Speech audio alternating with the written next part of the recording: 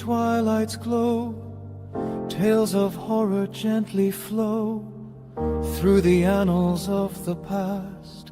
Mysteries we seek to cast. In the shadows secrets lie, truth that time cannot deny. Voices echo, stories blend, in the night they never end.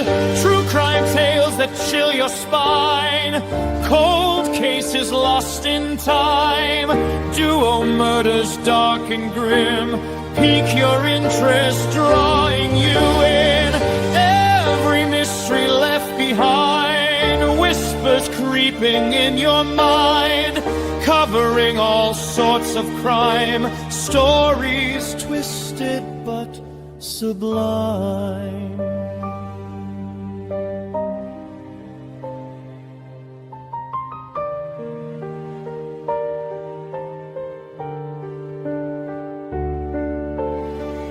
Digging deep through every sign, true crime passion so divine. Hidden clues begin to speak, shadows dance where killers creep.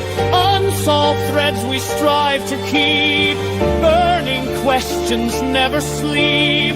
Every mystery left behind, whispers creeping in your mind, covering all sorts of crime, stories twisted but sublime.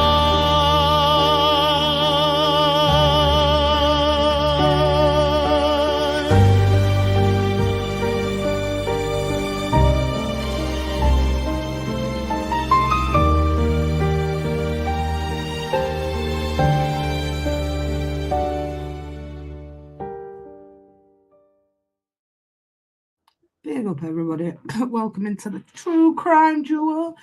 This is your Micheal Sams Real Crime. Is she frozen? Me? No. Oh, yeah, she is. She's not finished. She's not a serial killer. You're like dogging. You're frozen. I thought, well, Micheal Sams. Fucking hell. 1 minute, let me let the dog. 1 minute, you muted again, Mum. 1 minute. Come on, this minute. Mum, you're muted. Why am I muted? Do you know this? Polished. She's having issues. No. Now she looks like she's got bog eyes.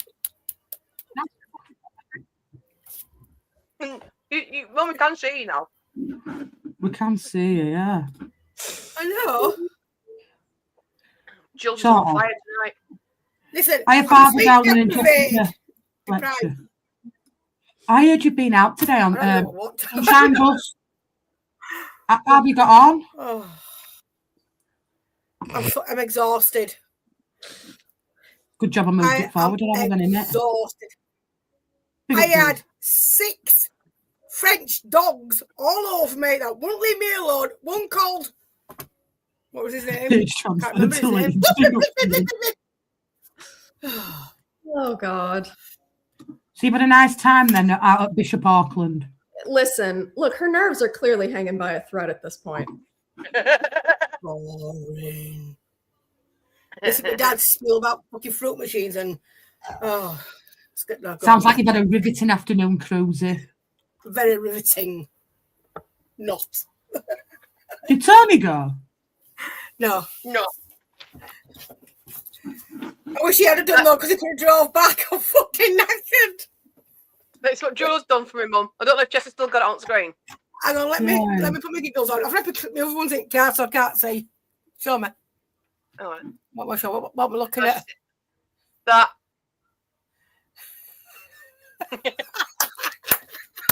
Oh, yes! I like that! And she won't be making an appearance tonight because she's in Betty Buy's time. No, she's not. She's awake. Well, she's in bed on ours. She's messaged me. Let's again. You know you've gone live. Yeah, we moved it an hour early. Get fucked, Jules. We've been mean before we are polished. Renee's polishing her nails for the start. Hey. I'll polish my forehead. We get the unpolished part out of the way, and then we're all professional. We're not professionals. Fiona, if I know you will be cooking, I'll slit my throat. Oh, she's on fire today. Fucking hell, Jules. Does not like being brutal. I love it. Brutal and honest. Send a duster over. Polished.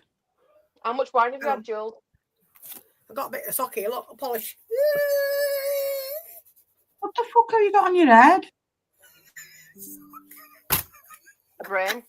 It's like I thought she was rubbing a sunny on her head. Oh. I actually thought she was rubbing a sanitary towel on top of her head. I was getting a bit worried about her. Oh, I'm always worried about her, Jess. She's Wow. got me as well, starters. I didn't say that. You did, thank you. Before we get into it, have you three heard of Micheal Sams? Yes. No, but I looked him up. No, but I did look him up. But I've left. Actually, just left it to go through the stream, so. Bud Abbott and cast-offs. He's on fire today, I swear to God. Who the fuck's Bud Abbott? Abbott and Costello. Well, mate, I thought the Castello were a fucking cig. Peg leg. He's on fire, Jess. Oh, Yeah. Ain't she just? Do you know what I'm saying? Deary fucking me. in it. Right, we got this out of the way, Jules. That, not yet. No, it didn't. No, it didn't. They lost his leg in prison and he sued him. He did. He lost his leg in prison and he sued him, really. I'm not even making it up. They lost his prosthetic leg in prison. Lose a leg. They lost his leg and he sued him and he got loads of money from him as well. It legged it. It did. He legged it downstream. Kind of similar to the Oscar Pistorius then. Because So I wonder what happened if Andrew lost his legs then. What do you mean? He's already lost both legs, hasn't he? He ain't got a perspective. That one. He's got he's got them weird looking scary Blade things. ones, yeah. They refused to let him have them in prison. She did with fucking blade. Have you seen them blades? No, They're exactly. fucking lethal. You can't be bouncing around on them in prison. He's not fucking Tigger, Stacey. Right, let's go get into this one. Professional. We're not Professional. professional. Fuck off. Right, No way. ladies and gentlemen. Understanding Micheal Sams. So, Jess has already asked the panel. Chat, do you know anything about Micheal Sams apart from Jules clearly does? Yes. No. Yes, Micheal Sams and Stephanie Slater. Oh, Is she okay. from Yorkshire, wasn't she? Yeah. Roger, won't she? She was Micheal Sams is a guy that I think that killed Julie Dart. Am I right? Oh, No, it's not. Oh my God, Vindaloo's Hey, Drew, darling. Vindaloo, need the poo, pebble down, Vindaloo. Big up, Drula, love. Just time that nicely. Right, let's get cracking then before Jules loses his shit. I think she already has. Right, Micheal Sams. Victim Yeah. And survivor.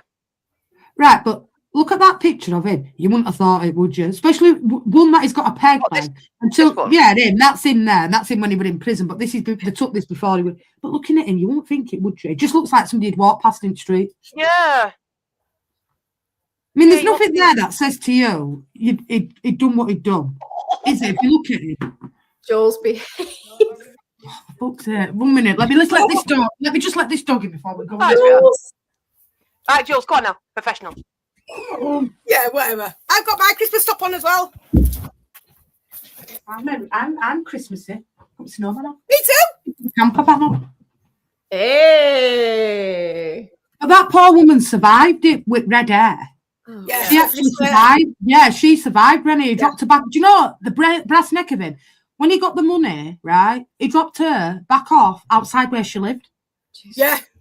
Yeah. Yeah. Wow. But that's what he kept her in that bin there, Rennie. She were crushed into that bin. Yeah, with boxes, wasn't it? She had boxes on her as 8 well. days she were in there for the survivor. The victim, the other one who we actually murdered, she only lasted 2 days. Did you not mean to kill her? This is what I'm He thinking- I'm didn't thinking, mean to, but he ended up suffocating her in that box. So he Yeah. had to go out and get another one. The one that he killed was from Yorkshire. The other one were near Birmingham somewhere. Ah, okay. Birmingham. Birmingham. I'm a brummy. Right, shall we go? Yeah, it's on his workshop, Jules. I've got some pictures of it there. Right. So Micheal Benneman Sams, born 11th of August 1941, is an English kidnapper, extortionist, rapist, and murderer. Wow. He kidnapped Julie Dart in July 1991 and later murdered her following her attempted escape. He subsequently kidnapped Stephanie Slater in January of 92, eventually releasing her after payment of a ransom. Slater was also raped during her imprisonment by Sams. After Sams was convicted and imprisoned, he attacked a female probation officer. He also became known for his attempts to sue the prison, initially successfully, for losing his artificial leg, and then became his bed was too hard. And then So you told you about losing his leg. What And was the his... thing is, right, with Slater, right, she never disclosed that till about when she did an autobiography, a book on it, and that's where she disclosed it. She never even disclosed that police had done that to her until about 2 years after, and then he come out and said, "No, I didn't," but he did. And I told you they sued him for losing his artificial leg. Mm. And then fancy complaining, cops bedside, you cheeky fucker, you've done that, and what do you want? Fucking Took a 5-star lie. hotel. You fucking took a life. Don't do Innit? it. Sorry, I'm making a complaint because my bed's too hard. How about you've killed one person? Wah, wah, Kidnapped wah. another? What luxury Minute. should you have, you cheeky fucker? Wah, wah, wah. Fucking Yeah. Prince E over here. My bed's too hard. Well, just fucking is fucking. And no disrespect, I fancy losing his leg. Oh, that's Okay, no, they didn't lose. They did on purpose. Yeah. Oh, Somebody people like us. Okay. Sorry. Moving swiftly on. Jules, right, love. Go on, Pet, get on with it. Oh, as a Keithley lad. Micheal Sams was born and raised in Keighley, West Riding of Yorkshire. He That's where joined he the comes Merchant from. Navy at the age of 20. After 3 years, he returned to Keighley and worked as a lift engineer, graduating to become a central heating engineer, later establishing his own company. However, Sams turned to crime and was the first imprisoned in 1978 for stealing a car, excuse me, and making a false insurance claim. While in prison, Sam was diagnosed with cancer that led to the amputation of one of his legs. After his release, Sams was forced to sell his ailing business and gain a job, Black & Decker, good brand. He later started a new business in the 1980s selling power tools. Sams was married 3 times. He had 2 sons by his first wife, but the marriage broke down shortly before he was sent to prison. His second marriage also ended in a divorce. At the time of his arrest for the kidnappings, he lived in Sutton-on-Trent, Nottinghamshire, with his 3rd wife. Now, Right, look at his past criminal history. Stealing cars and a false insurance claim. That's a massive jump to kidnap and extortion, isn't it? There's nothing in his there that you'd say, oh, that's a bit of a red flag. I mean, let's face it, stealing a car and a false insurance claim is a massive jump to what he ended up doing. And he complained about his bed being hard, but what about Minute Navy? They make their beds hard as well. Isn't it? No. Unless he things in between, Jess. Not Ooh, sexy. Indeed. Not very nice. Unless he did something in between, Jess, and just never got caught. No, see, I went back and see if I could find anything that he'd done Nothing. growing up. There's absolutely nothing other than stealing a car and making that false insurance claim. But That's I all think right. when he lost his leg in prison, because he had cancer and obviously he lost one of his legs, I think that kind of turned him. I think that was the turning point for him, because before that he had quite a good job. I think he had his own business and he ended up having to go over a Black & Decker, which isn't a bad job. And then he ended up setting up his own business. But I knew he was from Keighley, but that nothing there says to me like what that led, why that led on to him to do it. Something like stalking or Yeah. Nothing. There's That's what I absolutely nothing mean. previous. Even growing up as kids, he was a really good child growing up, come from, mum and dad, really well thought of, nothing there, loving family. It's absolute craziness. Massive jump though. Something's tweaked in his head then to do that. I genuinely think when he lost his leg, it tipped him, Stacey. Yeah. It tipped him. Yeah. Mm. Just like, yeah, could be. You go from having two legs, Stacey, right? You're in Navy or you've got your own business to having one leg and having to work for somebody else. It tips people over edge, doesn't it? Some people, they've had their own. It's like when people have had it all and they've lost it and they end up back at the bottom of the pile. They don't like being poor. Like us, we don't know no different because we've never had it. Mm. Julie, babe. Beautiful. Right, moving swiftly on. On July 9th, 1991, Sams drove to the local red light district and picked up Julie Dart, an 18-year-old Leeds resident. She was blindfolded and taken to Sam's warehouse, where she was placed in a coffin-like box, chained to the floor. According to Sam's later confession, Dart freed herself from the box in an attempt to escape, but was unable to leave the room. Sams, who had wired an alarm to the box, returned to chain her to a roof beam. The following day, Sams forced Dart to write a letter to her boyfriend demanding a ransom of $130,000 or the hostage would never be seen again. He also made her write other notes. After the notes were written, Sams murdered Dart with a hammer. 9 days later, he dumped her body in a field in eastern Lincolnshire. Since it was never likely that Dart's ransom would be paid, it has been suggested that Sams always intended to kill her. Paul Britton, a clinical psychologist, was advised to the detectives who interviewed Sams, argued that he abducted a sex worker because it would be relatively easy and was good practice. It would also not create too much of a stir by killing Dart and leaving her body where it would easily be found. Sams would convince the police that he was to be regarded as a serious adversary and intimidate his next victims into paying up. Sams continued to send messages to the police. One stated, "Prostitutes are easy to pick up, and I won't spend any more time in prison for killing two instead of one." He later claimed to have kidnapped another sex worker, but police could find no evidence of any sex worker was missing. Sams also sent messages stating he would intentionally cause a train crash unless he was paid a ransom. Well, he was a train spotter, Stacey, and he would have done that. Yeah. And he has done a massive jump. That is actually true. He did have her writing ransom letters and a pre-recorded tape that he sent out, and he had her doing that, and then he killed her after he hit her on the head with a hammer, and then dumped her in a ditch in Lincolnshire. Right. So is this the one that he said he didn't mean? He says she tried to escape and he panicked, and that's why he killed her. But I don't believe that because when she escaped, he had her then doing them letters, and then he killed her after. So that was after the fact of her getting out of there anyway. He killed her intentionally. I don't know the case. But I think he killed her intentionally, then kidnapped somebody else for police to say, "Look, I'm in business. I'm not pissing about here. I will kill her." Because he went for the sex worker there. The second person that he kidnapped was an estate agent. Yep. So it's a massive different jump of a prostitute to a businesswoman working in a middle class job. It's a massive jump in it from a prostitute in Leeds to. I believe what he said. She was practice.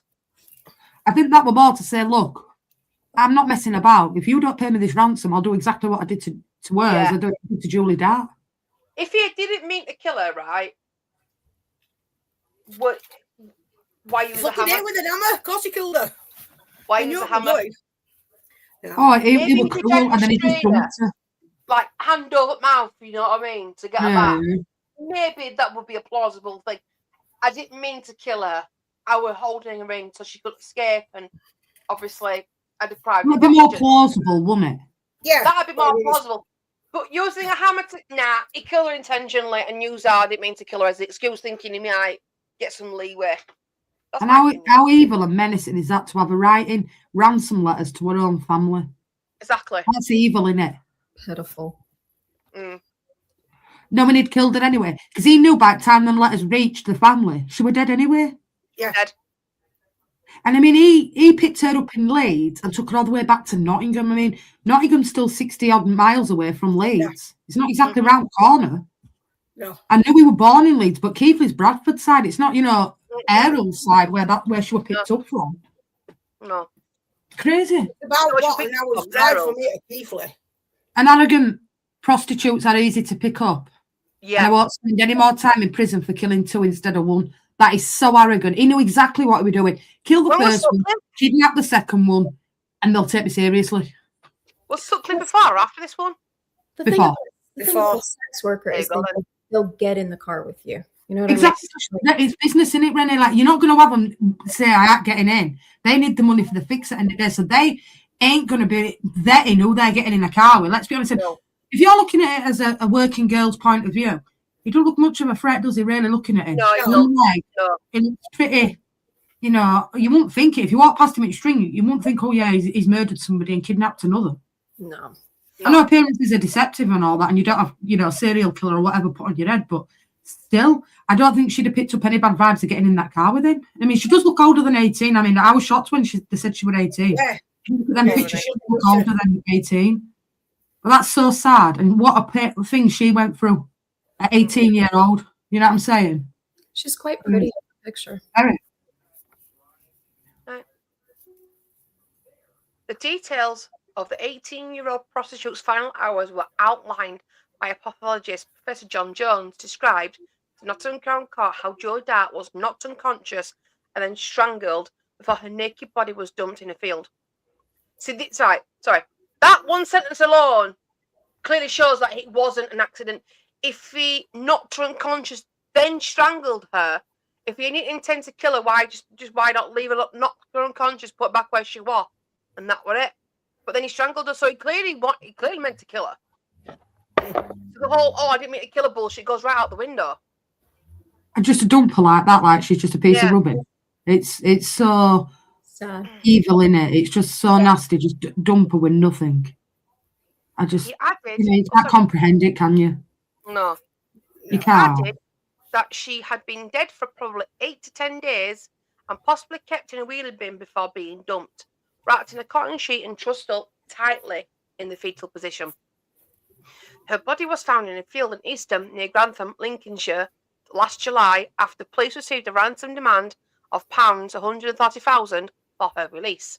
Don't you think that's a lot of money, though, Stacey? Yeah, it's not that, it's a lot of money, exact amount. Was her boyfriend her pimp? Jess? No, mate, it would just No, it was not. They were struggling, Stacey. She couldn't get a job, and she went out to provide. It's unfortunate, but it happens, doesn't it? I'm just thinking of the price. If a boyfriend was the pimp, would she have told them? 140,000 back in 1991 was a lot of money. And I mean, to not demand that from a prostitute's family as well, Cruzy. Yeah, strange. A lot of money. You know what I mean, though, Jess? It's a really strange amount of money. That's why I asked. It is to put that out to the family. Yeah, because that's why I asked if a boyfriend. When he kidnapped the second one, that went to a business, and the business paid it, right? But the first ransom demand, he actually demanded it from the family. Now, who in the right mind would want that kind of ransom money from a family that's working class? Like, they ain't got money, so he clearly didn't think it out that well in the first one. The second one he did because the business paid up, but what made him think that family were going to pay £140,000 for their release? Maybe he realised this, and that's why he did kill her. Yeah. Maybe she could also identify him as well. That's why he did her in, because he knew that if she got away again for the second time, and she was a chance. So that's why he killed her. Maybe he knew he wasn't going to get that money in Encroach. He thought, you know what? She's seen me. She knows what I look like. She's got to go. Yeah, high price, knowing that parents or whoever he sent the notes that wouldn't be able to pay it. Set a high price, and then set a high price, and the family feel guilt for not being able to save her. Type. You imagine how her mum and dad felt, and her partner felt for the rest of her lives. Julie Dart. That they would have had that on their conscience for the rest of their life. That not only they took their daughter, but also they couldn't pay the ransom demand, and that must have weighed heavy on their shoulders for the rest of their life. It must have done. It's uncomprehensible to think that, though, isn't it? That psychologically, psychologically, that must have played on that mother and father's life, the rest of their life, without a shadow of a doubt. Professor Jones described how he was called to Eastham in July, where he saw Miss Dart's body wrapped in a pink and white sheet. He described 2 injuries to the skull and said the second had caused a fracture, a substantial bleeding, and could have been the result of a blow from a hammer or another blunt instrument. But Professor Jones said that the blows to the head had not caused death.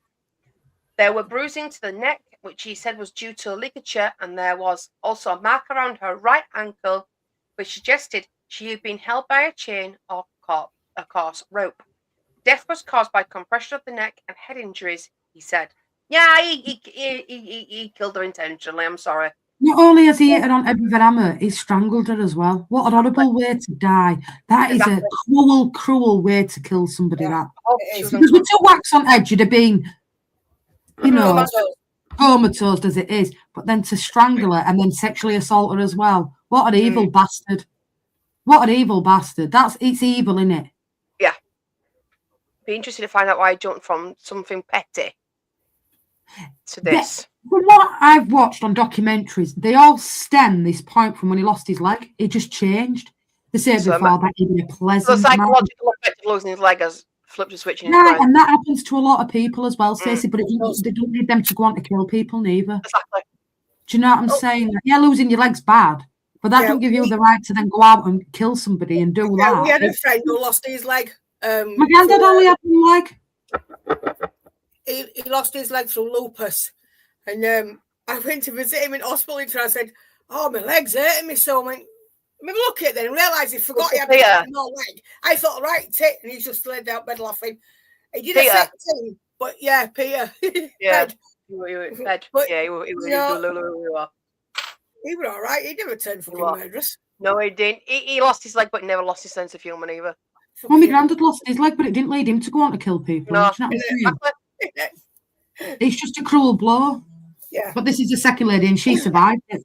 Stephanie Slater. Some months later, on the 22nd of January 1992, Sams kidnapped another woman. Using a false name, he arranged to meet Stephanie Slater, an estate agent with a local branch of the company Shipways. Go on then. Go on, man. Come on. Say it. Renee. Unostensibly to view a property in the Turnberry Road. If Brian can't get them, Great Bar, Birmingham. And the property, he attacked Slater, tied her up, and then took her to his workshop. Sams again demanded a ransom, this time from Slater's manager at the estate agency. When it was paid, Sam released Slater. Given his previous crime, the police have expected the kidnapper to kill Slater. They hope to stop him by following him after he picked up the ransom. But Sams had anticipated this and devised an elaborate scheme to successfully give them the slip. Interviewed in 2013 on BBC Radio 4's One-to-One programme, Slater said that for 8 days she was held, handcuffed, legs bound, blindfolded and gagged in a coffin inside a wheelie bin laid horizontally. Sams had told her she would be electrocuted if she tried to move. Slater said that when she was allowed out of the coffin for food, she chatted about herself to Sams to humanise herself and to increase her chances of survival. Within 12 hours of her release, she was made to face a press conference, even though she was still drugged and highly distressed. Police later acknowledged that this was an error of judgment. Error of judgment! Oh, shit, bro. No. Yeah, exactly. Fancy doing that to her. She's been through a traumatic experience. She's still feeling the Sticking her in front of press. Crazy, isn't it? And the press are brutal. Even back then, the press were brutal. Yeah. Really think they would have given her a second thought? They would have hounded her with questions. I might have to go watch that. And the thing is, so you look at the first one, look how different this is. Right, so this guy's got one leg, goes to a house, kidnaps her, and nobody sees it, blindfolds her, drags her out of her house, puts her in back of this like little mini metro we had at the time, right? Because that's what it was, right? Nobody see this at all. Nobody see this happen. Nobody witnessed it. But if you think back to the first case that we did with Susie Lampu, they suspected he was involved in that because he used a false name and it was an estate agent at the time. But because nobody could say that he had a limb, that's the only reason he was ruled out of that case, being honest. But quite similar, isn't it? But the thing is, what he did as well, it was a bit like if you've ever played a scavenger hunt in general where there were clues left. Now, this one place where he picked a ransom site, he put clues in phone boxes, in train stations, and the guy who owned the estate agent had to go out and take the money. And it wasn't just a case of like, all right, you drop it at Leeds football stadium. There were about 20 clues that led up to the ransom being dropped. And where it was dropped, it was a bit like on Moors. And there was this bridge, and he put a catwalk tray at the top, and he had string. And because he was a keen train spotter, there was a train track underneath that didn't get used, and he was on a moped. So when they put the money in, he pulled it down, and that's how he got his money, and he made his escape because he was on a moped at the time.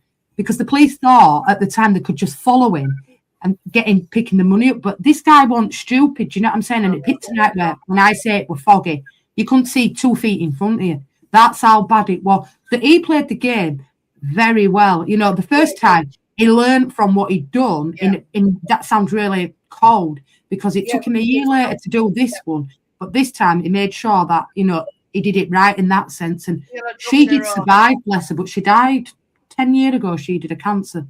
Only 45, I think. And then police to do that, 12 hours after that she's been kidnapped and released, they put her in front of press. How cold is that? Still feeling the effects of drugs that she was given. That's not me, man. Error of judgment. Nah. It's not just an error of judgment, it's absolute fucking craziness as police officers. I can't even lie how you would. Is it? A woman in front of press. I was Absolute craziness. 1 second. Well, isn't it, Renee? Would you do that in America after 12 hours? If that were a kidnapped victim, would they put a victim in front of press after 12 hours? No. That's what I'm saying. Like, the police. I've never heard of anything like that, to be honest with you. That's crazy. And if you go on YouTube and you get a chance to have a look, that is actually on there, the press conference after. And, you know, you could tell that she looked dishevelled, that she, you know, and they're sticking in front of cameras with her mum and dad. How fucking heartless is that, really, from business? It really is, isn't it? I honestly just don't understand that one. What do they think we're going to gain from that, Renee? I really don't know. I've never heard of anything like that. I'm being completely honest with you. And two, I mean, how brazen is this guy, yeah, that he's kidnapped her, got the ransom money. Then he's gone back to his workshop, because he used to have a workshop, Renee, right? And she was in the back room in the workshop, right? Mm-hmm. And he puts her in his car, right? And then takes her back to where she lives and drops her off. Like nothing's happened. I mean, you don't get many kidnappers that do that, neither. No, that's a new one. He had some balls, basically. He had more than fucking balls, didn't he? Let's be honest. Yeah. Crazy. I've never known many kidnappers that take you back to house where you live. Drop you off like nothing's happened. Vindaloo.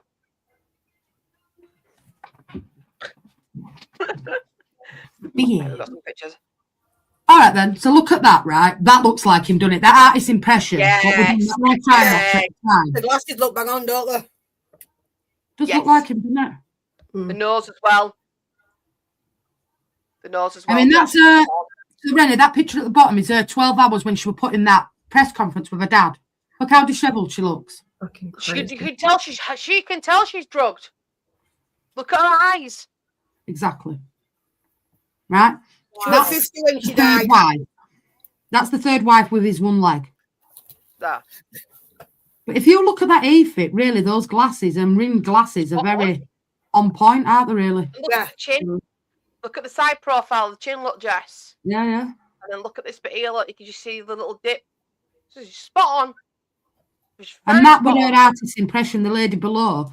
That was her artist possession. Yeah, that her who survived it, that was her artist impression of him. Because the only way really she survived is because she kind of stooped to his level and spoke to him like he was a human and had conversations with him. She kept herself alive by interacting with him. Right. She really did interact with him. And they used to sit and have the dinner together because he used to have a microwave in there and all that stuff.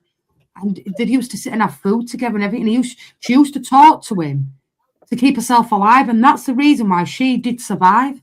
because even though he'd done what he'd done to her, and she never disclosed that she'd been sexually assaulted to the police until she did her autobiography 2 years later, and he point blank denied that he'd done it, but he had. But if you looked at him, you'd walk past him in the street, Susie, and think he would have, do-gooder sort of person. He doesn't look like he's got it in him to do what he's done, and with one leg as well. Yeah. And what the police did were absolutely reckless, shoving her in front of a fucking press after what, 12 hours. And stuff. Yeah, that was just stupidness. Absolutely. You know, she hadn't had a chance to come to terms that she was actually she's still alive. We need to stick to it. Yeah, get talking to them lot. It's all right, love. You've been kidnapped, you've been assaulted, you've had all this done, but I tell you what, we'll just stick it in front of all fucking press now with cameras blaring at your face. Crazy. Exactly. Yeah. Beds at Wolves, you're right. And I wonder what his reaction was, though, because I'm assuming when she released, he wasn't caught. It was after the fact. Oh, no, listen, we'll get into that a bit later on, but he wasn't caught after she'd done no press conference. No, when she spoke. It's also feeding into his ego of, I've done it again. Absolutely. Absolutely. He would have been sat there watching that press conference, fucking loving that. Absolutely. That carried him on even more, his ego, I suppose. Exactly. In the aftermath, he's seeing the aftermath clearly. Wow. Yeah. Right. Is that like watching the aftermath of something that you've done? That you've created? Yeah. So they find sexual pleasure over it, rather than gratification of what they've actually done, which is sick. But then he would have took a real good thrill out of that. And no. Oh, there you go. She had done the book. There you go. Sorry. I might order that actually. Read it. In her 1995 book about her ordeal, Beyond Fear, My Will to Survive, Slater wrote that Sams raped her on the first night of her imprisonment. After her release, Slater had originally not disclosed the rape. She later said that this was to spare her mother, who had a heart condition, from unnecessary further anguish. Sams denied raping Slater, asserting, "I cannot allow this to go on unchallenged." He made the unsubstantiated claim that they had a sensual affair and attempted to sue Slater for libel, but lost the case. Wow. Slater has also discussed the rape in a Crimes That Shook Britain documentary about the case, in which she also states that Sams later requested to have further sex with her, but this time relented after Slater refused. Out of the $175,000 ransom that was paid for the release of Slater, police located $150,000 buried in a field by using ground-penetrating radar. The remaining $25,000 was never recovered. Following her release, Slater felt unable to return to work as an estate agent and moved to the Isle of Wight in 1993. She subsequently worked with police forces to advise them on how to deal with kidnapped survivors and with the survivors themselves to help them to recover from their ordeals. She died on August 31st, 2017, aged 50, from cancer. There's no urges that. It's sad, He paid off his debts. I bet he had a crap ton of debt. Well done. That 25,000 paid off his debt. They only ever recovered 150, so 25 grand of that was spent. And I don't think it was for another year that they caught him, so it spent some of that money in that time. And the only, like she says, the only reason she didn't disclose she was sexually assaulted it was because of her family. But he had done it. And if anybody gets a chance to read that book, feel free, or watch the Crimes That Shook Britain, because she is on there. I'll find it. I have seen the Crimes That Shook Britain. She went to the Isle of Wight to help other people, and bless her, she ended up dying of cancer at age 50. I said, out with my dad, and I said to my dad, right, I said, we're going to step back because I'm live tonight. I'm doing crime show. Why do you want to talk about crimes? Because I like it. I could plot your murder and you would not even know it. He just looked at me and went, Well, yeah, I found it. Somebody else's murder. So, yeah, and then he tried to sue her for libel. Is he taking the piss, this guy, or what? Yeah. Oh, I bet the judge laughed at him. I don't even think it'll got to court. Well, I'm saying that, though. They had a consensual affair. You freaking kidnapped her. How the frick do you have a substantial affair with someone you've kidnapped? But that's what sometimes is in their mind. They think that that's what they want, and it's what they do. You know, it's weird how a mind works in, and I don't mean a man's, I mean a woman's as well, because it's both the same. How it works and how they twist things to suit their needs. It's weird. Yeah, their narrative, yeah. Yeah. Oh, so I can't believe she died at 50 of cancer. That's no way. Yeah. And she moved to Isle of Wight and worked with police. Yeah, she stayed there. She moved there because she felt safer. Yeah. And bless her, she With ended up dying. With Stephanie Slater kidnapped Sam's attempt and a ransom, this time asking for $770,000 from employers for her release. On January 28th, Sams rang Miss Slater's office and demanded to speak to her boss, Kevin Watts, asking if the money was ready. Sam told Mr. Watts to act as a courier to deliver the money to a location. He instructed Mr. Watt to follow a series of messages and clues, which is just mentioned. Some were by phones, while others were written and taped to shelves in telephone kiosks. Yeah. Eventually, Mr. Watts was led to a bridge over a disused railway in Barnsley, where he placed the money in a tin tray. Despite police hoping to catch Sams during the pickup, he managed to evade officers.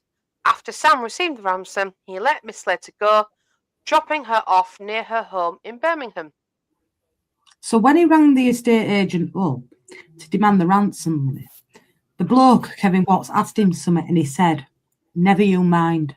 And believe it or not, we will get into it, but that's how the guy was caught, by that saying, with the police recording. That somebody recognised his voice. But he knew, like I say, how he did it. It was like a scavenger hunt. All these clues taped to fucking telephone boxes, trains. It's a very unique way of doing what he did. Yeah. Do you know what I mean? It's not like you kidnap, you ransom, you pay it. He made them travel all around country with these clues. Crazy. He put a lot of thought into what he'd done. I will say that. Oh, yeah.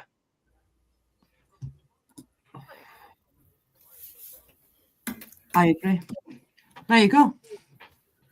I'm That's where assuming she kept Rennie. Look at the state of it. That's our reenactment, I'm assuming.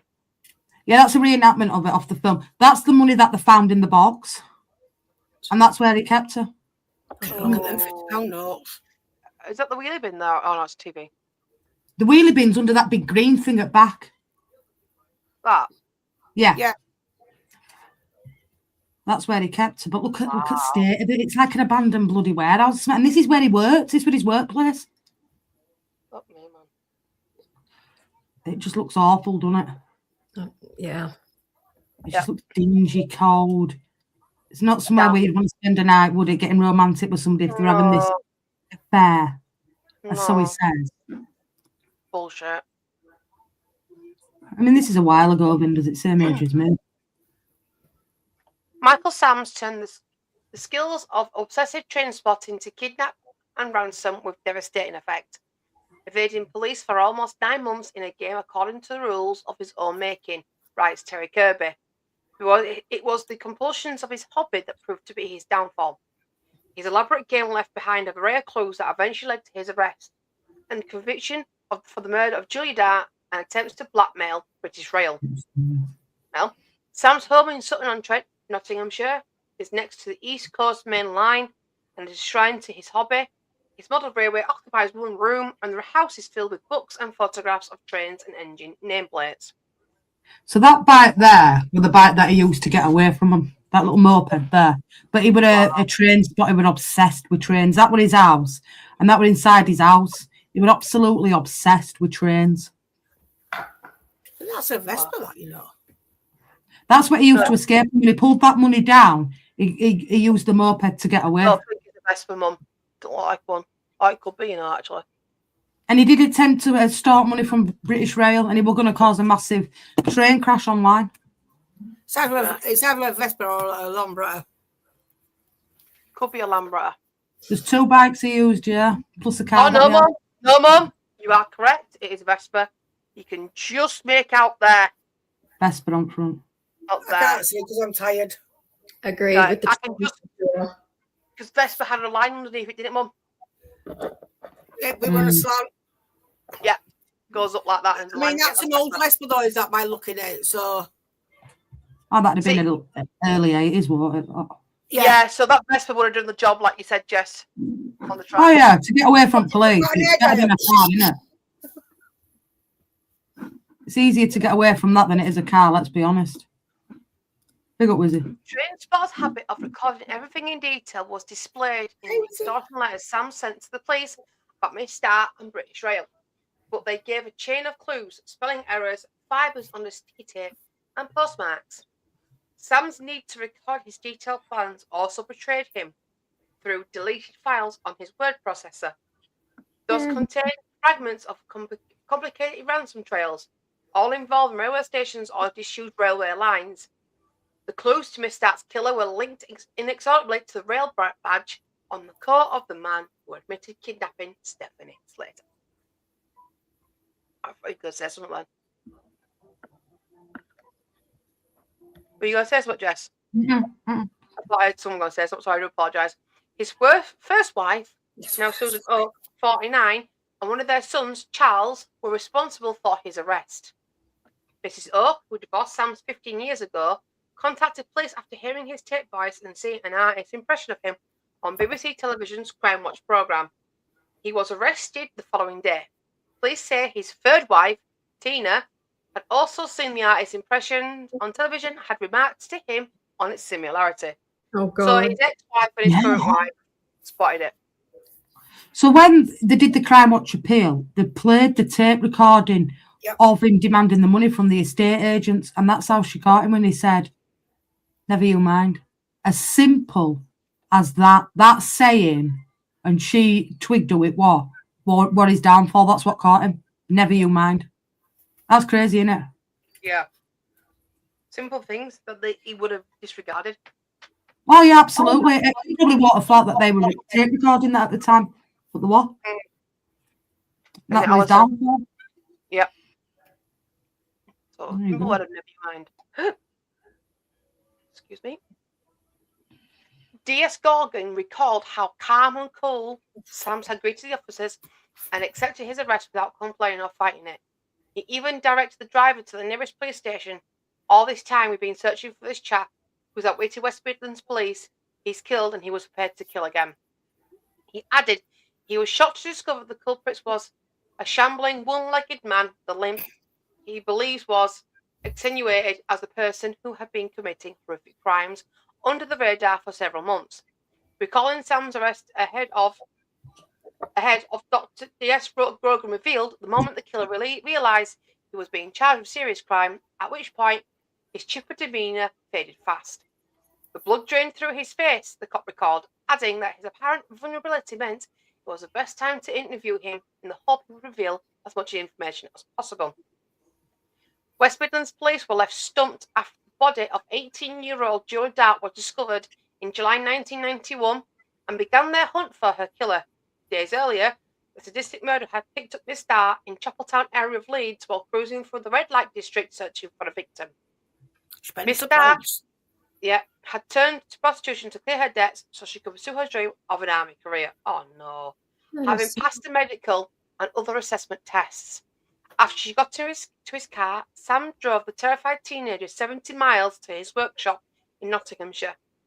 After leaving Julie locked up overnight, Sam returned to his workshop and ordered her to write letters to her boyfriend and mother Lynn, telling them that she was being held and urged them to contact the police. Sam himself also wrote a threatening letter to the West Midlands police demanding $130,000 for the safe return of the teenager. Officers attempted to comply, and a policewoman with a hold-all containing the cash was sent to Sam on Sam's instructions to various locations, but all attempts at the handover failed. Shortly afterwards, he killed Julie. 6 months later, Sam would adapt his methods for his next crime, abducting Stephanie Slater at knife point or posing as a house buyer in Birmingham and imprisoning her in a wheelie bin in the same workshop. Although her disappearance was prompted a huge manhunt, Sam evaded police and escaped with the $175,000 ransom, although incredibly, he kept his promise and returned Stephanie to her loved ones after receiving the money. Stephanie later revealed in a memoir that she had been raped during an ordeal in which Sam had held her hostage in a locked wheelie bin for several days. However, D.S. Grogan and his team were left frustrated that they had not managed to catch Sams, despite a carefully orchestrated operation in which they arranged for the ransom to be paid by Stephanie's boss. The plan was to intercept the handover and arrest Sams, but poor weather conditions meant they lost him. You mean poor policing mean lost him? Oh, yeah. Poor policing. See how arrogant he is? I'll direct you to police station. Yeah. You don't see many killers that are like that, do you? No. Well, at this point, Brazen. he must have thought they'd only got him for the kidnapping, not the murder. Possibly, yeah. Because So the arrogancy was there because he only thought, like the officer said, his blood drained from his face when he was charged for the obviously for murder. So he must have thought, they've only got me on kidnapping. Obviously, he didn't realise that his wife had phoned police. And then when he realised the jig was up when they charged him for murder. Only reason why I can think about him being so arrogant and nonchalant with them with the direction to the nearest police station. If he knew he were going to get done for the murder, I don't think he would have done that. Possibly not. Honest. So, and then the whole blood draining from his face when he found out we were getting charged for murder. Yeah. Yeah, that's brazen. He was brazen, Alison, yeah. Arrogance as well as that. Yeah. On the BBC television programme, Crime Watch, the police made public tape recording of the kidnapper's voice, which Sam said, "Never you mind," which was recognised by Sam's first wife. Sams was arrested and forensic evidence was gathered of his responsibility for Dart's murder. At his trial in Nottingham Crown Court in 1993, Sams admitted to kidnapping of Slater, but denied kidnapping murder of Dart. On July 8th that year, the jury found him guilty of murdering Dart, and he was sentenced to life imprisonment for her murder and the abduction of Slater. He was also found guilty of attempting to blackmail the police and British Rail. He was sentenced to 10 years for each of 4 blackmail attempts.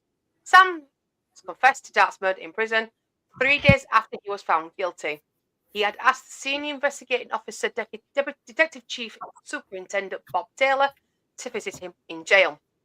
During this visit, he confessed to Dart's murder and revealed the date upon which he had carried it out. His confession was covertly recorded and not released for 30 years. The recording was used in a 2022 Discovery Plus documentary, Micheal Sams, Kidnapper Killer. I'll have to watch that. Sam told officers he made the confession for the sake of Julie's grieving mother. He stated, "I've been going over it and thinking it's only fair that she knows I did it. I mean, obviously I did do it. What can I tell her? I do feel sorry for her. Yes." Oh, that's big of you that you feel sorry for her. Wow.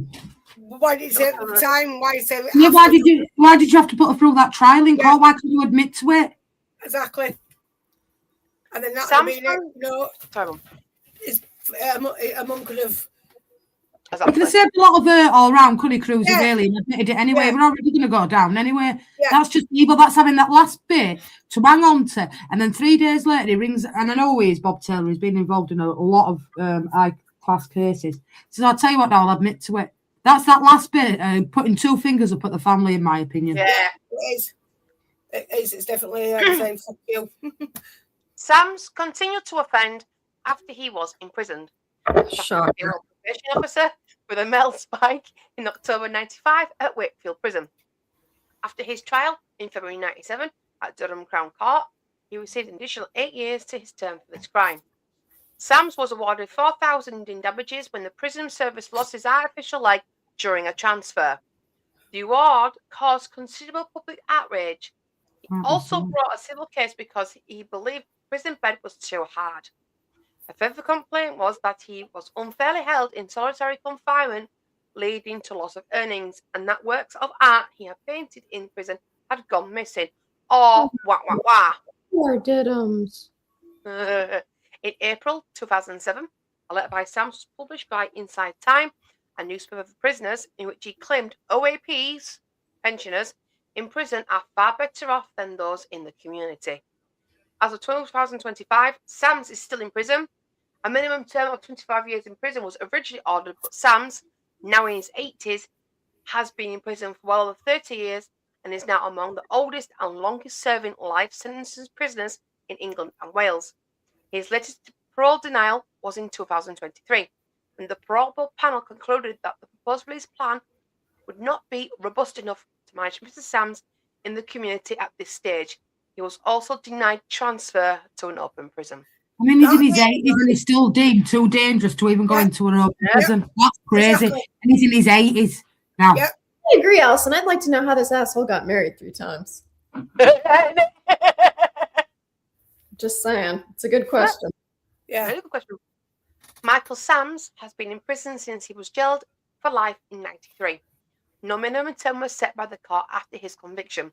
Right. Now in his 80s, Sams has had 2 previous bids of freedom rejected, but is due to have his latest parole hearing this month. The panel will examine evidence from the original crime, victim personal statements, and any evidence from witnesses, including probation officers, psychiatrists, and psychologists. A parole board spokesperson said, an oral hearing has been listed for the parole review of Micheal Sams and is scheduled to take place in March 2023. Parole board discussions are solely focused on what risk a prisoner could present to the public if released and whether that risk is manageable in the community. They added, members read and digest hundreds of pages of evidence and reports in the lead up to an oral hearing. Prisoner and witnesses are then questioned at length during the hearing, which often lasts a full day or more. If you were sat on a parole board, you three, would you release him? No, Hell no. Hell to the no. not at all. No. In 93, the kidnapping of Slater and subsequent manhunt for Sams was the first subject of edition of the BBC One series Crime Watch file titled A Murderer's Game, which reconstructed some of the events. A dramatisation of Slater's book, Beyond Fear, 1997, was broadcast on the opening night of Channel 5. Adapted by Don Shaw, it was directed by Jill Green, with Gina McKee as Slater and Sylvester McCoy as Sams. No! You want to watch that? If you haven't watched that, it's worth a watch. Well worth a watch. It's on YouTube. Renee as well, you'll be able to get it. It's a film, it's done, but it's really good. If anybody hasn't watched it, yeah, it's really good. In November 2022, BBC Radio Nottingham broadcasted the first episode of an 8-part podcast, The Kidnapping of Stephanie Slater, from July 2023. This followed by a second series of 7 episodes. Discovery Plus produced a documentary on the case, Micheal Sams, Kidnapper Killer, which aired in July 2022. A 2-part documentary, The Girl in the Box, The Kidnapping of Stephanie Slater, was screened on Channel 5 on 20th February and the 1st of March 2023. Yeah, they're well worth watching if anybody hasn't watched them. And that is it. Well, definitely guilty and definitely needs to stay behind bars. Yeah, definitely. There's no discussion there. Guilty as freaking charged. That now. There's no, Guilty as charged. I'm sorry. No, I'm not sorry. Right. He wants guilty. Unquartered. And it says it all when he's been in prison since, 30 years now? And he's still not served out. So he's still deemed dangerous. But yeah, he's in his 80s now. Yep. Because he's still committed crime against women in prison, the prison officers and stuff. That says it all, doesn't it? That says to me he's got pure hatred for women. He's an evil bastard. Yep. You know what I'm saying? Like, you just... How do you trust someone that's done that and then go for 2 parole board hearings and they both said, nah. And people have been let out that have done worse than him. Let's be honest. And they've been released. So that tells you, really, all it needs to tell you that I don't think he'll ever be released. No. Need to be. So don't know what his next parole will be. I don't think they'll do another one now. That'll be it. Yeah, but if it was deemed not even fit to go into an open prison, Susie, that kind of says it all, doesn't it, for me? Yeah, it does. Because if they're not going to put him in an open prison, that means he's so dangerous that they're not going to risk the chance of him doing anything. He's still dangerous in his 80s. Yeah.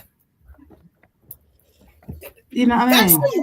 That's quite scary, actually, that in his 80s and he's still quite dangerous to go back in the community. Innit? You're in your 80s and you're still not deemed safe enough to come out and be booked back into the public. Yeah. That's all it means. I think it's because the way he did it, all how he calculated it all, how he established how to do it, all that, anybody find out with him. The way he did it was quite it's cold, innit? A very cold person. No feelings, no emotion. Cold and calculated. He knew step by step what he needed to do, and he did it. So him to do that means he could do it again. And they wouldn't ever think it would him, but they would, because it's the same scenario of him planning it, doing it, and carrying it out, and then getting caught. But yeah, he deserves to belong in prison. Never to see the light of day. I agree. I agree. I think we're all in agreement on solitary confinement, yes. How the fuck they lost his fucking leg and he gets £4,000 because they've lost his fucking leg. It's beyond fucking belief. You shouldn't have no rights in prison. What's the fucking ever? This country's far too bastard soft. Let's see if I can And find out. he got £4,000 for losing like that. He would have got free anyway because they got Isn't it off the National Health Service, you cheeky bastard? You got it for free, so charge. You got £4,000. It's absolutely fucked sometimes. I will say that. It's disgusting that he got £4,000 for like that. Didn't even really belong to him. Well, it did, but it didn't. He was given it by the hospital. NHS, exactly. Yeah, and I know that because my brother used to get And if your bed's hard, tough. Fucking hell, I don't see why they should have rights. It's all wrong. We don't have this in America. They don't have TVs or Xboxes or all like that in America. In prison. Yeah. Do they? Oh, yeah. It's ridiculous. I don't even think they don't like that in America. I thought prisons were a lot tougher. No, they've got it, And unfortunately. then it's got cheats to sit on there and say, well, being a pensioner is better than being on outside. How fucking arrogant is that? 3 square meals a day, a roof over their head, life of luxury. That's exactly what it is. It's a life of luxury.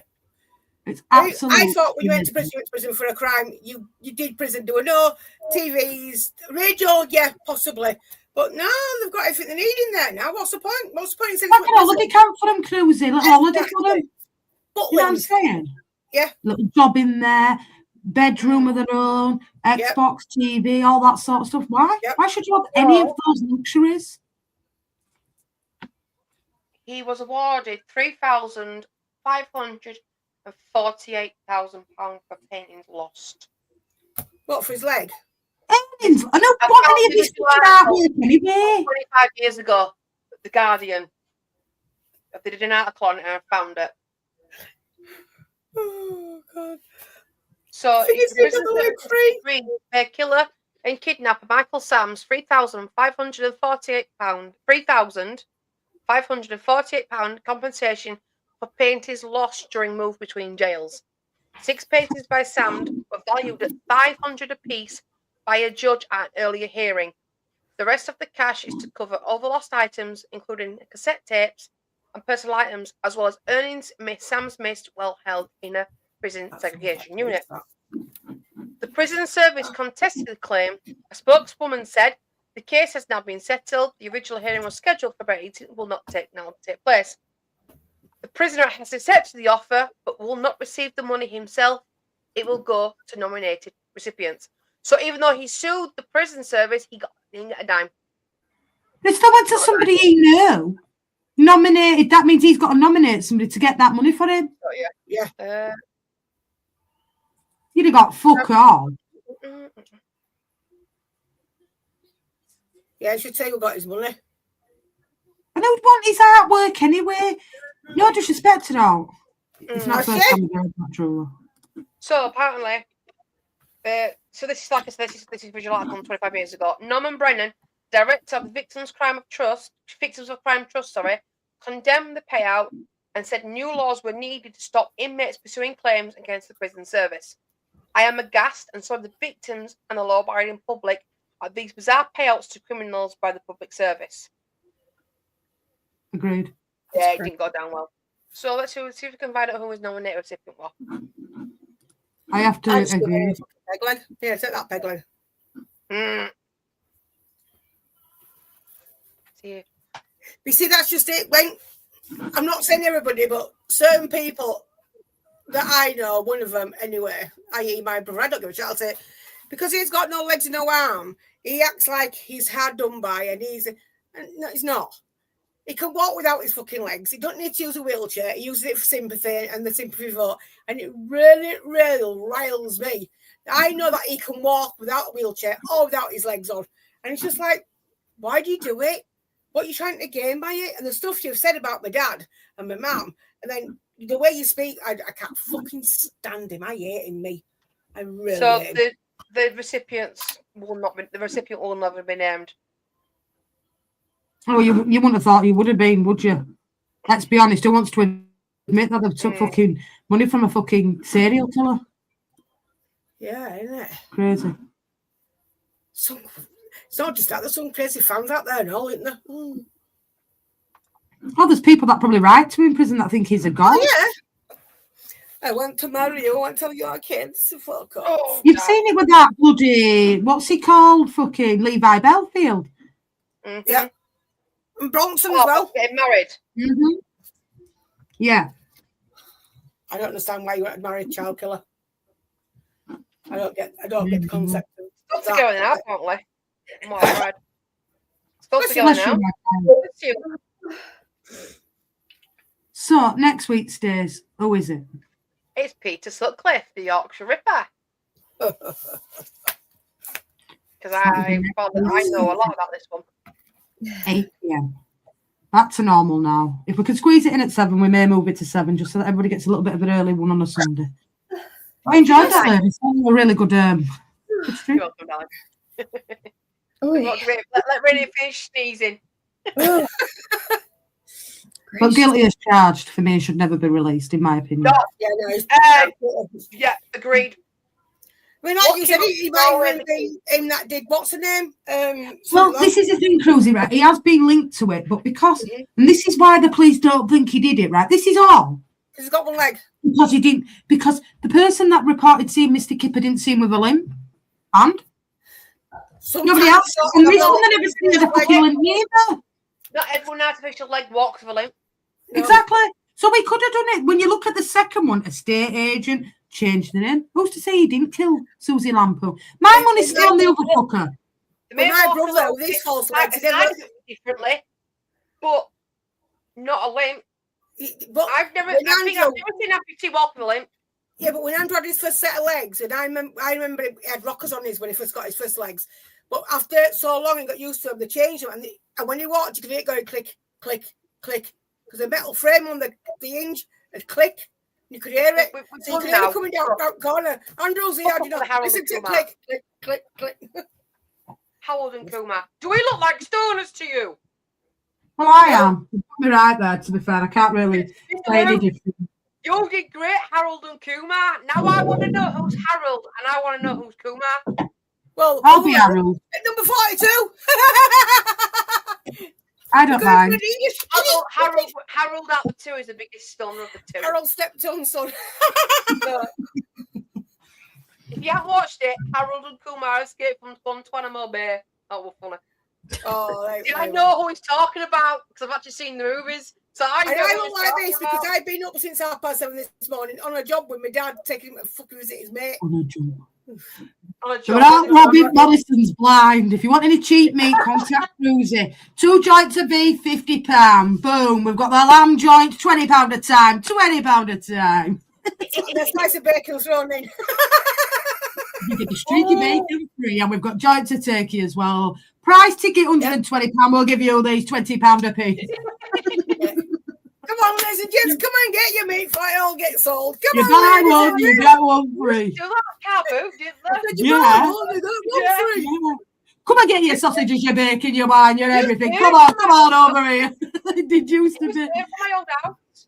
Honestly. We're also taking credit card as well as cash. Yeah. It's hearing from me because I used to live out corner from a car boot sailing cross green. So I always used to hear it. I missed that down there. We've got one now, that way further over. Yeah. I've done mine, mate. All good. Cruzy started me out with a nice little shoplifters special. Roll up, yes, Drooler, roll up. Come and look at Cruzy's bargains. We've got perfume on offer, Armani. You just heard we supply it. I actually did that. He nicked a van and adult bacon at the back of it, fucking full of meat and everything. Oh, God. He said there were about fucking 80 packs of bacon and meat and everything. I was like, fucking hell, why did you nick a meat, man? Listen. That's right, one day early. You buy one, you get one free. Buy one, you get one free. These bills are on fire, okay? Buy one free. Oh, Mum, I was telling Jess about that lady in B&M. Yeah, that man, you bits in fucking B&M, you two. The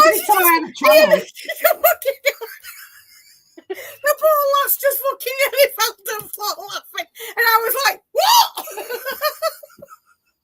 Fancy talking about my flaps burning. I said, she just comes saying, Rennie, these two are in the supermarket talking to some old crooner that don't even know me, talking about my fanny being on fire. She told me, she said that. She told me. I was like, what? No, Can't keep telling a secret, can you? Fucking hell. No, because you were looking at bath bombs, weren't you, Mum? You saw the candy cane ones. That's why. You were like, hey, don't put that on your flaps because exactly. They'll blow the flaps off. You want to blow? You will go with these new bath bombs. You ever heard that song? Well, let me tell you. Forever blow. Lady walked behind us as I was about to say it, I and I bet she caught don't her think on the behind. scruffy So I tongue. apologised to her, and Staring. then said it. I apologise for about to say, darling, and then I said it, and she Fancy saying that. You just should have said to Cruz, don't get the peppermint ones, just get the orange infused ones or something. No, Stacey has to tell everybody a fucking life story. Fucking hell, it's not this is your life. I told her, shut up, you don't need to everybody that. I didn't know that. Thanks, Cruzy. Fucking hell, Stacey. You can go red card seat. It's not that woman ever comes in here. Climbing up on the end rack there. Guys, let me tell you about what happened. Yeah, roll up and stand there. Careful with these. Roll up. Let me tell you a story. Come on, gather round. Breaking news. Let me tell you now. Do you know what I mean? Fucking hell. That is a crime in itself, what she's gone and done. Absolutely. And on that bombshell of Bernie bath bombs, unless anybody's got else they want to get out there, Stacey, I think we'll wrap this one up. I could see the story. Stacey, what's the wildest story you've ever told in public?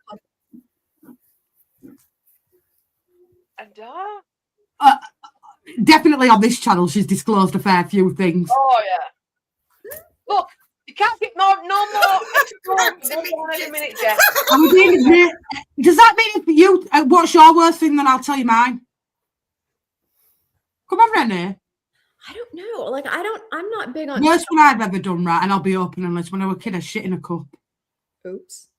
No, yeah. That's one thing I can disclose. That's bad. Pooed in a cup when I was younger. But I needed toilet and my mum was in bath and I was bursting, man. I I'm really young. I will get the one born every minute. No, but worst thing about it was, she thought it was about a chocolate cup and it wasn't.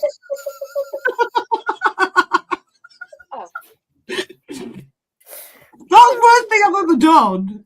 Yes, one born every minute. Come on now. True. Cruzy's been a getaway driver. Your flaps. Don't worry about it, my dear. Exactly. People have seen that being born. Do you know what I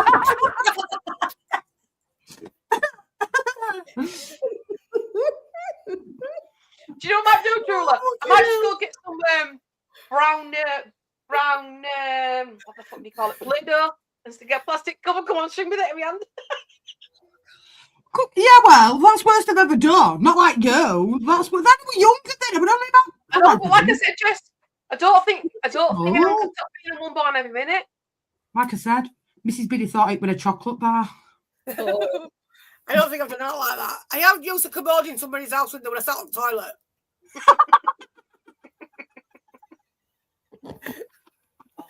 I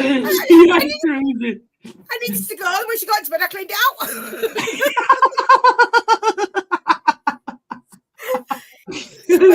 She was my last call. It was 9:30 at night. And I said to her, right, are you ready to go to bed? She went, yeah. She said, oh, I need to go to the toilet for something. Thinking, oh, bollocks, I need to go for a pee. So I just went and got a commode out. Fucking put it in the living room. We had a piss in the living room. That tops mine. Come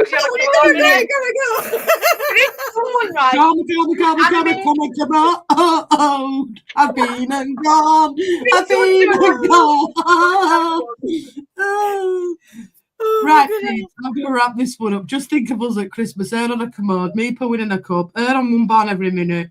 I'm in a commode. Ain't got no one ready. don't have any kind of stories like that. I live a boring life is what I do. It's what I've No, learned. Stephanie, you need to sit down and think about it and then let us You know. have a normal life, mate. Then you met us. Well, you were normal, then you met us. I had a friend that it was when I was in a sorority in college. We ate together and it was a big group of us, probably like 20 girls. We ate at an Olive Garden and we were walking outside. My friend was wearing a flip-flop and stepped on a toothpick and it went up through her foot. And that was gross. Wow. Yeah, I pulled it out. I was the only one that would do it. And it was gross because it was clearly a used toothpick that went all over. Oh, nasty! And on that bombshell of toothpicks in cheesy feet, we will wish you a fond farewell. We will be back tomorrow. Forest Fulham, Zimbabwe, Egypt. Tuesday we're here. Don't forget Wednesday. It's the big one. It's the Christmas quiz plus a bit of an after party. A few laughs and jokes. See the Christmas in. And JSY. On that note, thank you everybody for today. Thank you everybody for the weekend. Big up to the ladies. It's been an absolute pleasure as always. And on that note, it's a good night from me. It's a good night from her. It's a good night from me. It's a good night from my others. And on the bombshell of Scrunchball's going to be on the Epstein files. From all of us. We will see you all tomorrow. Take care. Don't have nightmares. Sleep well. And we'll see you all again very soon. Peace out.